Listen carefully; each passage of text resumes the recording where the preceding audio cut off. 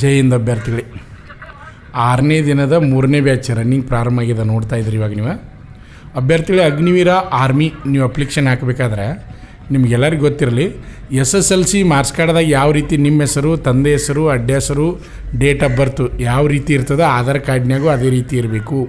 ನೀವು ಆಧಾರ್ ಕಾರ್ಡ್ನಾಗ ಬೇರೆ, SSLC marks ಕಾರ್ಡ್ನಾಗ ಬೇರೆ ಇತ್ತಂದ್ರೆ ನೀವು ಆನ್ಲೈನ್ ಅಪ್ಲಿಕೇಶನ್ ಹಾಕುವಾಗ ಅದು ಹಿಡಿದಿಲ್ಲ, ಕಂಪ್ಯೂಟರ್ ಹಿಡಿದಿಲ್ಲ, ನಿಮ್ಗೆ ಗೊತ್ತಿರಬೇಕು. ಅದಕ್ಕೆ 10th ಮಾರ್ಕ್ಸ್ ಕಾರ್ಡ್ ಯಾವ ರೀತಿ ಇರ್ತದೆ, ಆಧಾರ್ ಕಾರ್ಡು ಅದೇ ರೀತಿನ ನೀವು ಮಾಡ್ಕೋಬೇಕು. ಅಡ್ವಾನ್ಸಾಗಿ ಮಾಡ್ಕೋರಿ, ಯಾಕಂದರೆ ನಿನ್ನೆ ದಿವಸ ಪ್ರಾರಂಭ ಆಗಬೇಕಾಗಿತ್ತು. ಅಪ್ಲಿಕೇಶನ್ ಹೊಸದಾಗಿ ಹೋಗ್ತಕ್ಕಂಥ ಅಭ್ಯರ್ಥಿಗಳಿಗೆ ಅನಿವಾರ್ಯ ಕಾರಣಗಳಿಂದ ಆಗಿಲ್ಲ. ಅದಕ್ಕೆ ಈಗ ನೆಕ್ಸ್ಟ್ ಈಗ 2-3 ದಿನದಾಗ ಅಪ್ಲಿಕೇಶನ್ ಸ್ಟಾರ್ಟ್ ಆಕವ. ಎಲ್ಲ ಡಾಕ್ಯುಮೆಂಟ್ ಕರೆಕ್ಟಾಗಿ ಮಾಡ್ಕೋರಿ. ಆಮೇಲೆ ನಿಮ್ಮದು ಕಾಸ್ಟ್ ಸರ್ಟಿಫಿಕೇಟ್ ತೆಗೆಸ್ರಿ, ಇಂಗ್ಲೀಷ್ನಾಗ ತೆಗೆಸ್ಬೇಕು. ಆಮೇಲೆ ಡೊಮಿಷಿಯಲ್ ಸರ್ಟಿಫಿಕೇಟು, ರೆಸಿಡೆನ್ಷಿಯಲ್ ಸರ್ಟಿಫಿಕೇಟು ಎಲ್ಲ ಇಂಗ್ಲೀಷ್ನಾಗ ಇರಬೇಕು. ಆಮೇಲೆ ಸ್ಕೂಲ್ ಕ್ಯಾರೆಕ್ಟ್ರು, ಪಂಚಾಯತಿ ಕ್ಯಾರೆಕ್ಟ್ರು, ಅನ್ಮ್ಯಾರಿಡು, ಆಮೇಲೆ ಪ್ಯಾನ್ ಕಾರ್ಡು, ಪ್ರತಿಯೊಂದು ಡಾಕ್ಯುಮೆಂಟನ್ನು ಕರೆಕ್ಟಾಗಿ ನೀವು ಮಾಡ್ಕೊಂಡು ಇಟ್ಕೊಂಡಿರ್ತ ಅಂದರೆ ಮುಂದೆ ನಿಮ್ಗೆ ಅನುಕೂಲ ಆಗ್ತದೆ. NCC ಆದವ್ರಿಗಿದ್ರೆ ಅವ್ರಿಗೆ ರಿಸರ್ವೇಷನ್ ಇರ್ತದೆ. NCC A, NCC B, NCC C ಹೀಗಿರ್ತದೆ. ಅದೇ ರೀತಿಯಾಗಿ ಸ್ಪೋರ್ಟ್ಸ್ ಇದ್ರೆ ರಾಜ್ಯ ಮಟ್ಟ, ರಾಷ್ಟ್ರ ಮಟ್ಟ ಇದ್ದರೆ ಅದು ರಿಸರ್ವೇಷನ್ ಇರ್ತದೆ. ಅದೇ ರೀತಿಯಾಗಿ ರಿಲೇಷನ್, ನಿಮ್ಮ ತಂದೆ ಅಥವಾ ನಿಮ್ಮ ಅಣ್ಣ ಆರ್ಮಿ ಒಳಗಿದ್ರೆ ಅಂದರೆ ರಿಲೇಷನ್ ಸರ್ಟಿಫಿಕೇಟು ಹಚ್ಚಬೇಕಾಗ್ತದೆ ಅಭ್ಯರ್ಥಿಗಳೇ. ಎಲ್ಲ ಒರಿಜಿನಲ್ ಡಾಕ್ಯುಮೆಂಟ್ಗಳನ್ನ ಅಡ್ವಾನ್ಸಾಗಿ ತೆಗಿಸಿಟ್ಕೋರಿ. ಪೊಲೀಸ್ ಸ್ಟೇಷನ್ ವೆರಿಫಿಕೇಷನ್ ಒಂದು ಬೇಕಾಗ್ತದೆ, ಆಮೇಲೆ ಅದನ್ನ ತೆಗಿಸಕ್ರಿ. ಈಗ ಆನ್ಲೈನ್ ಅರ್ಜಿ ಹಾಕ್ಲಿಕ್ಕೆ ನಿಮ್ಗೆ ಇಂಪಾರ್ಟೆಂಟ್ ಅಂದ್ರೆ ಆಧಾರ್ ಕಾರ್ಡ, ಆಮೇಲೆ ನಿಮ್ಮ ಮಾರ್ಕ್ಸ್ ಕಾರ್ಡ ಒರಿಜಿನಲ್, ಆಮೇಲೆ ಕಾಸ್ಟ್ ಸರ್ಟಿಫಿಕೇಟ, ಇಷ್ಟ್ರ ಮೇಲೆ ನೀವು ಅಪ್ಲಿಕೇಶನ್ ಹಾಕ್ಬೋದು. ಅಂದರೆ ನಿಮ್ಮ ಇಮೇಲ, ನಿಮ್ಮ ಮೊಬೈಲ್ ನಂಬರ, ನಿಮ್ಮ ಫೋಟೋ, ನಿಮ್ಮ ಸಿಗ್ನೇಚರ, ಸ್ಕ್ಯಾನ ಎಲ್ಲ ತೊಗೋತದೆ. ಅದನ್ನ ತೊಗೊಂಡು ನೀವು ಅಪ್ಲಿಕೇಶನ್ ಹಾಕ್ಬೋದು ಅಭ್ಯರ್ಥಿಗಳೇ. ಗಮನಿಸ್ಬೋದು. ಈಗ 2ನೇ ರೌಂಡ್ ಅಭ್ಯರ್ಥಿಗಳು ರನ್ನಿಂಗನ್ನು ಮಾಡ್ತಾಯಿದ್ದಾರೆ.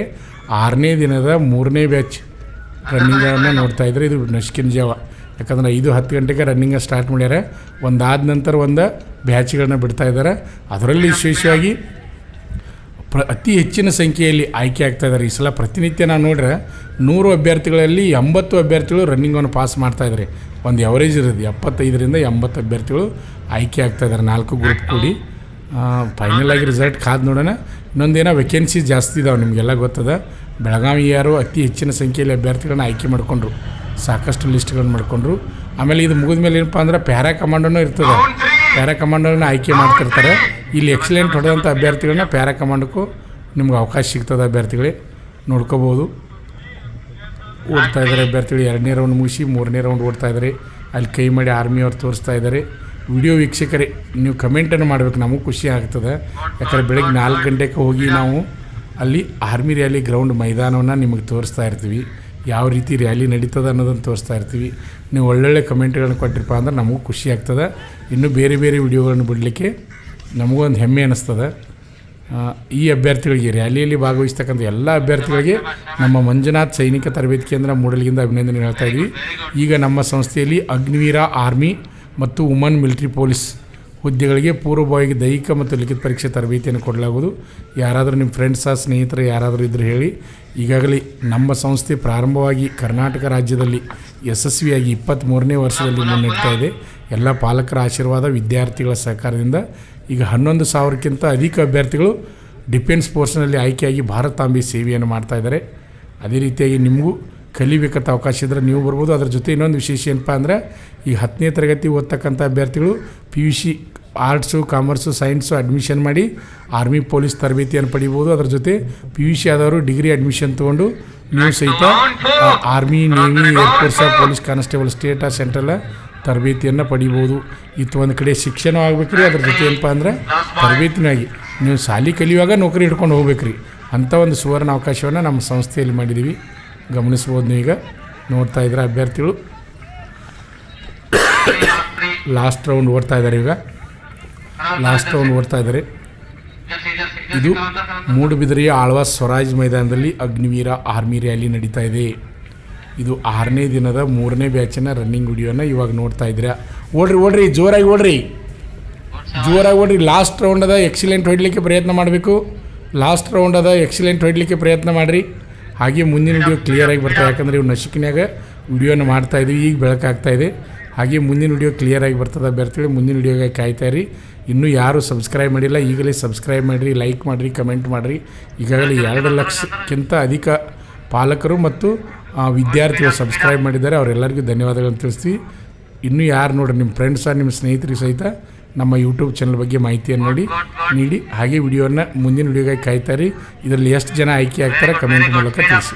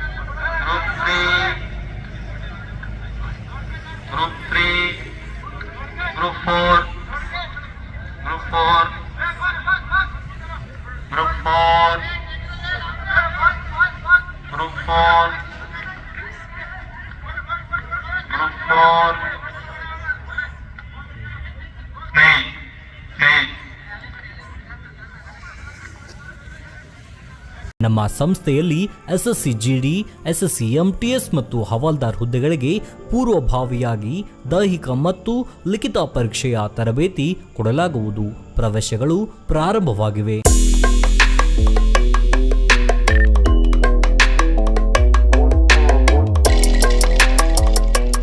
ಪಾಲಕರ ಆಶೀರ್ವಾದ, ಯುವಕರ ಪ್ರೋತ್ಸಾಹದಿಂದ ಸರ್ಕಾರದಿಂದ ಮಾನ್ಯತೆ ಪಡೆದು ಕರ್ನಾಟಕದಲ್ಲಿ ಯಶಸ್ವಿಯಾಗಿ 21ನೇ ವರ್ಷದಲ್ಲಿ ಮುನ್ನಡೆಯುತ್ತಿರುವ ಸಂಸ್ಥೆಯಿಂದ ಇಂಡಿಯನ್ ಆರ್ಮಿಯಲ್ಲಿ Agniveer, general duty, tradesman, army assistant officer, store keeper ಮತ್ತು ಟೆಕ್ನಿಕಲ್ ಹುದ್ದೆಗಳಿಗೆ ಅಗ್ನಿವೀರ ಇಂಡಿಯನ್ ಆರ್ಮಿಯನ್ನ ಸೇರಬಯಸುವ ಅಭ್ಯರ್ಥಿಗಳಿಗೆ ಪೂರ್ವಭಾವಿಯಾಗಿ ಕಂಪ್ಯೂಟರ್ ಬೇಸ್ಡ್ ಎಕ್ಸಾಮ್ ಹಾಗೂ ದೈಹಿಕ ಪರೀಕ್ಷೆಗಳಿಗೆ ತರಬೇತಿ ನೀಡಲಾಗುವುದು.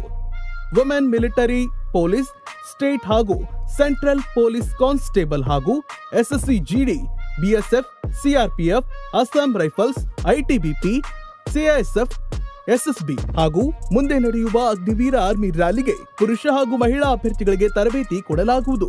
ಹಾಸ್ಟೆಲ್ ಸೌಲಭ್ಯ ಕೂಡ ಇರುತ್ತೆ. ಸಂಪರ್ಕಿಸಿ ಶ್ರೀ ಮಂಜುನಾಥ ಸೈನಿಕ ತರಬೇತಿ ಕೇಂದ್ರ, ಮೂಡಲ್ಗಿ, ತಾಲೂಕು ಮೂಡಲ್ಗಿ, ಜಿಲ್ಲೆ ಬೆಳಗಾವಿ, ರಾಜ್ಯ ಕರ್ನಾಟಕ.